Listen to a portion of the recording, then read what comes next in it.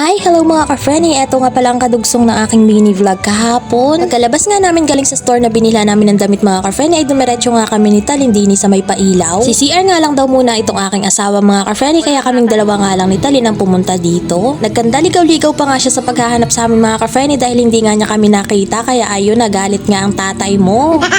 Hindi niya ata naintindihan yung sinabi ko sa kanya na kami nga ipupunta din sa may pailaw. Nung pagdating nga ng asawa ko mga ka-friend ay nagkaroon nga dito ng LED lights kaya ayun nanood nga muna kami ni Talin. At syempre mga ka-friend hindi rin mawala-wala itong aming pagpipicture-picture. Hindi rin kami kasi nung nagtagal dito mga ka-friend at umalis din kami at pumunta kami dito sa palaruan ng mga bata. Akala ko nga dati mga ka-friend ay tinanggal to at pinalitan ng mga pailaw, yun pala hindi, nandito pa din pala talaga. Wala nga kasi nung batang mga naglalaro dito mga ka-friend dahil weekdays nga kami pumunta dito. Nag-ikot-ikot nga lang kaming tatlo dito mga ka-friend at maya-maya pa nga namataan namin itong train na to. Dahil nga kasama namin ang asawa ko mga ka-friend kaya ayun nag-aya nga siya na sumakay nga daw kami doon. Dati pa kasi mga ka-friend nung unang kita nga ni Talin sa sasakyan na to ay gustong-gusto nga niyang sumakay. At sa pagkakataon nga na to mga ka-friend ay kasama na namin ang aking asawa kaya ayun sumakay na nga kaming tatlo. Tuwang-tuwa nga si Talin mga ka-friend nung sumakay nga siya dyan at talaga namang napapasabay pa nga siya sa tugtog. At syempre mga ka-friend bilang magulang ay mas masaya nga talaga kami para sa kanya. 50 pesos nga pala ang pagsakay dyan mga ka-friend at 4 na minuto ka nga palang iikot. Nakakamiss din talaga ang lugar na to mga ka-friend dahil nung wala pa nga akong anak ay araw-araw nga ako naglalakad dito papasok sa trabaho. So yun na lang muna mga ka-friend for today's video. Bye!